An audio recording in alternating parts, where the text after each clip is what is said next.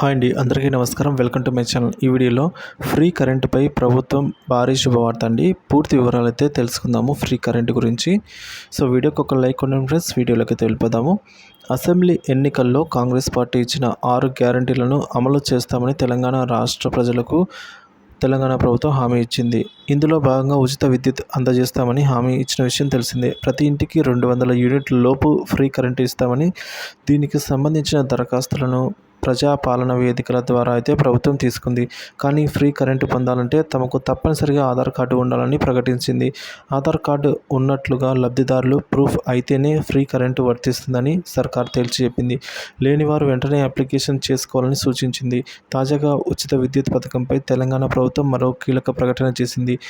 అర్హత ఉండి గృహ జ్యోతి స్కీమ్ అందని వారు సర్కారు శుభవార్త అందించిందండి. సో అర్హత ఉండి కూడా అందని వారికి ఏంటంటే ఆ శుభవార్త, లబ్ధిదారులు ఇల్లు మారినప్పుడు ration card unique service number అనుసంధానంలో లోపాల వల్ల ప్రయోజనాలు పొందలేని వారు వివరాలను సవరించుకునే ఛాన్స్ అయితే ఇప్పుడు ఇచ్చింది. ఈ స్కీమ్ కింద ఇప్పటి వరకు లబ్ధి పొందని వాళ్ళు కూడా రేషన్ కార్డు కలిగి ఉంటే సిటిజన్ సర్వీస్ సెంటర్లో అప్లికేషన్ చేసుకోవాలి అని రాష్ట్ర ప్రభుత్వం సూచించిందండి.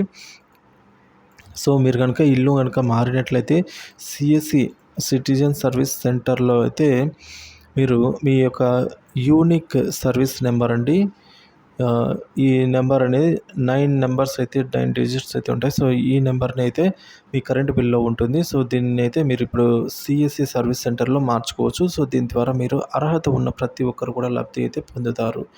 సో కాబట్టి ఎవరైనా అప్లై చేసుకున్నట్లయితే వెంటనే అప్లై చేసుకోవాల్సిందిగా అయితే మనం 200 యూనిట్ల లోపు అయితే కరెంటు ఉచితంగా అయితే లభిస్తుంది ఫ్రెండ్స్.